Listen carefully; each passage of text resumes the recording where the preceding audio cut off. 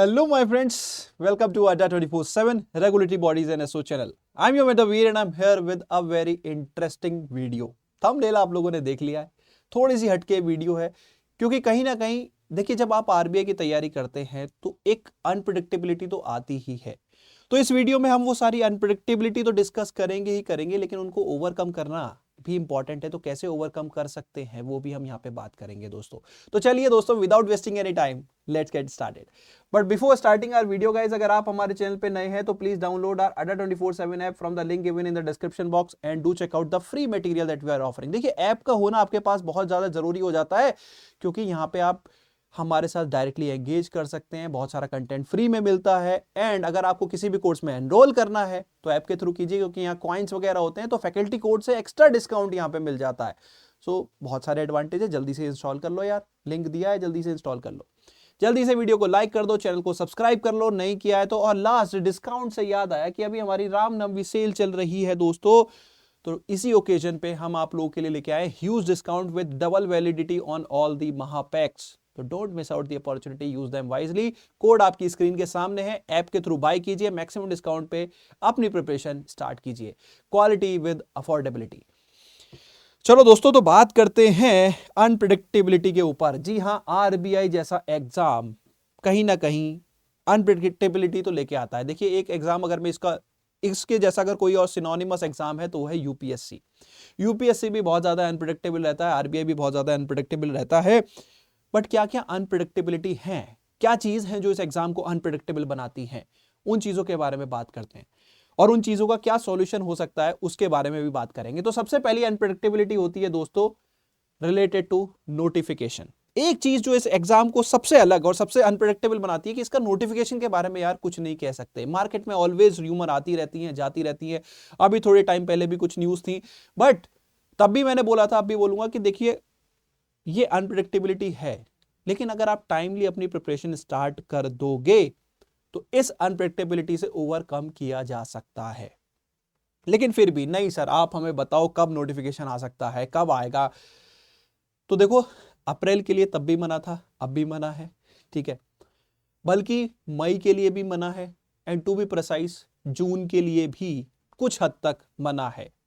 कुछ हद तक, मैं देखो 100% श्योरली अभी नहीं बोल सकता क्योंकि जब मेरे को इनपुट नहीं मिल रहा दैट मीन्स श्योरली अभी हाल फिलहाल में तो कोई नोटिफिकेशन है नहीं। लास्ट टाइम भी मैंने अप्रैल के जब ये न्यूज आई थी तब भी मैंने यही बोला था अपने पेड स्टूडेंट से भी, इवन यूट्यूब पे भी मैंने कभी श्योरली नहीं बोला कि अप्रैल में नोटिफिकेशन आ जाएगा।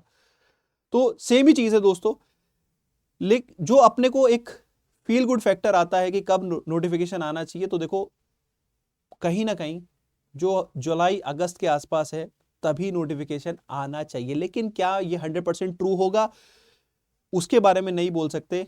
क्या ट्रू है कि भैया तैयारी कर सकते हो, तैयारी आपके हाथ में, तो तैयारी स्टार्ट कर दो अगर नहीं की थी तो, ठीक है। इसके बावजूद भी अगर डिले करोगे, देखो डिले तो बहुत भी डिले हो सकता है, ऐसा भी नहीं है कि हो सकता है कि डिले हो जाए टू बी वेरी प्रिसाइज कि सितंबर अक्टूबर तक डिले हो जाए। चांसेस कम है, चांसेस कम है आरबीआई के बिहाफ पे, लेकिन प्रोबेबिलिटी इज ऑलवेज देयर। लेकिन आपके पास अच्छी चीज क्या होगी कि आप एग्जाम आने तक तैयार हो जाओगे। सो इस अनप्रेडिक्टेबिलिटी को ओवरकम करना है, अगर अपने सिलेक्शन को इंश्योर करना है, प्रेडिक्टेबिलिटी में कन्वर्ट करना है, तो अपनी तैयारी आज से स्टार्ट कर दो। That would be my suggestion. Next point पे आते हैं दोस्तों। दूसरा अनप्रेडिक्टेबल पॉइंट है वैकेंसीज के बारे में। देखो आरबीआई की ओवर द इयर्स वैकेंसीज जो है वो अनप्रेडिक्टेबल रही हैं, थोड़ा अप थोड़ा डाउन चलता रहा है, लेकिन कभी भी प्रेडिक्टेबल जोन में नहीं बोलते। अगर लास्ट 2 टाइम से भी बोले तो एक बार 250 प्लस, अगली बार 250 से कम, मतलब 250 is not the number, exact number मुझे याद नहीं आ रहा, I think 270 was the number, ठीक है। Last year it was 230 something. तो ये अनप्रेडिक्टेबिलिटी यहां पर रहेगी। लेकिन एक चीज है कि आप 200 प्लस वैकेंसीज तो डेफिनेटली यहां पे एक्सपेक्ट कर सकते हो आरबीआई से इस बार भी, ठीक है। 200 प्लस वैकेंसी तो आप यहां पे एक्सपेक्ट कर सकते हो, तो that is again a very good number. अब ये तो नहीं बोलूंगा कि सर आईबीपीएस या एसबीआई पीओ की तरह 2000 वैकेंसीज आएंगी, ऐसा कभी नहीं होने वाला। जो चीज प्रीमियम होती है, जो चीज क्वालिटी होती है, वो कम ही मिलती है भाई, ये चीज याद रखना। तो प्रीमियमनेस के लिए ट्राई कर रहे हो तो थोड़ी मेहनत लगेगी, तो नंबर वुड बी दिस, ठीक है। चलिए नेक्स्ट। तो नेक्स्ट अगर हम बात करें दोस्तों, नेक्स्ट चीज आती है प्रिपरेशन एस्पेक्ट से रिलेटेड, कंटेंट से रिलेटेड।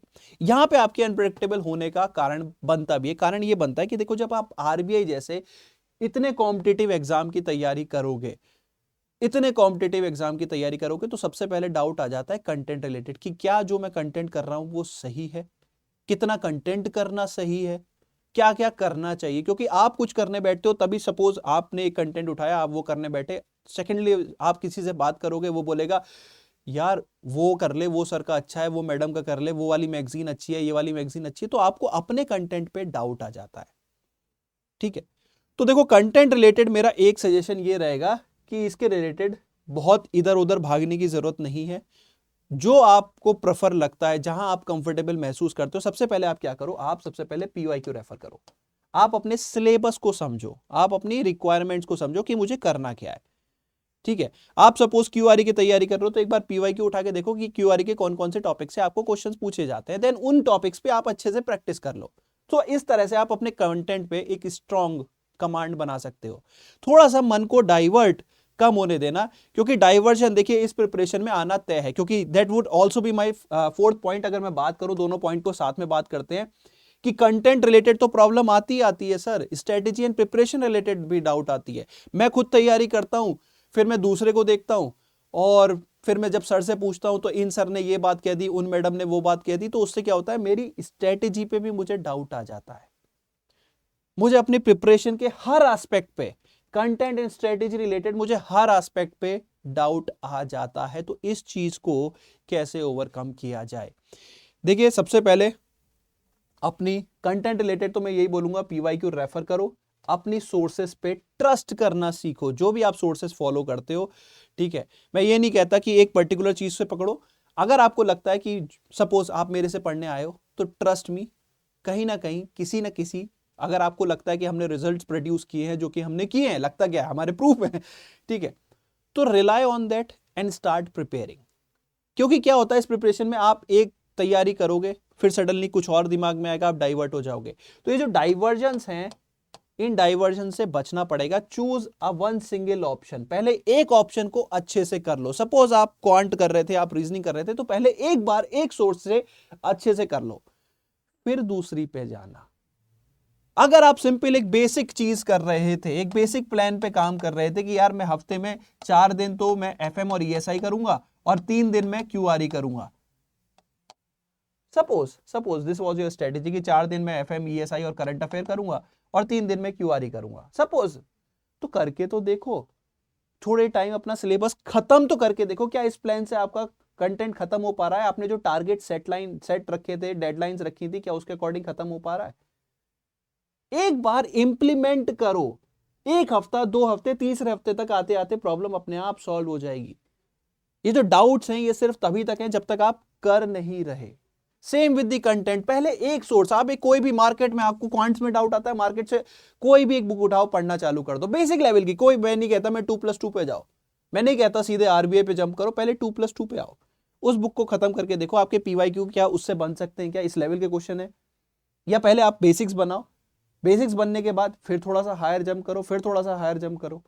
सो आप पहले एक चीज करो, do one thing at a time, वरना सिर्फ अनप्रिडिक्टेबल ही बन के रह जाओगे।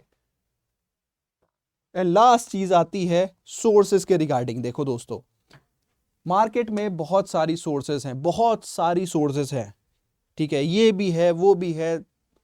तो